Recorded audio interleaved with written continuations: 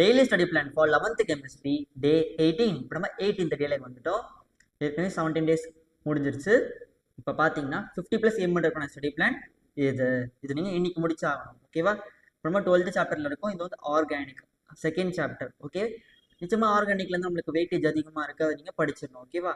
அதே மாதிரி இந்த கார்போகேட்டியான் இருக்கு இல்லையா, கார்பன் கேட்டியான், அதோட ஹைபிரிடைசேஷன்லாம் அதெல்லாம் இம்பார்ட்டன்ட். அதெல்லாம் ரொம்ப பேசிக்ஸ். அதுக்கப்புறம் நியூக்ளியர் ஃபைல், எலக்ட்ரோஃபைல்ஸ், அதெல்லாம் ரொம்ப ரொம்ப இம்பார்ட்டன்ட். அப்புறம் எலக்ட்ரான் மூவ்மெண்ட், அதெல்லாம் நீங்கள் தெரிஞ்சுக்கிட்டே ஆகணும். அப்போ தான் ப்ரொசீட் பண்ண முடியும் ஆர்கானிக்கில். ஓகேவா?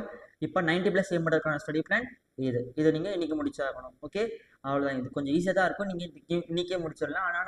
ஆனாலும் நீங்கள் மனப்பாடம் பண்ணாதீங்க. ஓகேவா? மனப்பாடம் பண்ண நம்மளுக்கு லாங் டேர்மில் ஸ்டோர் ஆகாது. புரிஞ்சு படிக்க ட்ரை பண்ணுங்க. ஓகேவா? அதே மாதிரி உங்களுக்கு தெரிஞ்ச மாதிரி இன்ஸ் நோட்ஸ் எடுத்து வச்சுக்கோங்க. தேங்க்யூ ஃபார் வாட்சிங். உங்கள் ஃப்ரெண்ட்ஸுக்கும் ஷேர் பண்ணுங்கள். நீங்களும் படிங்க.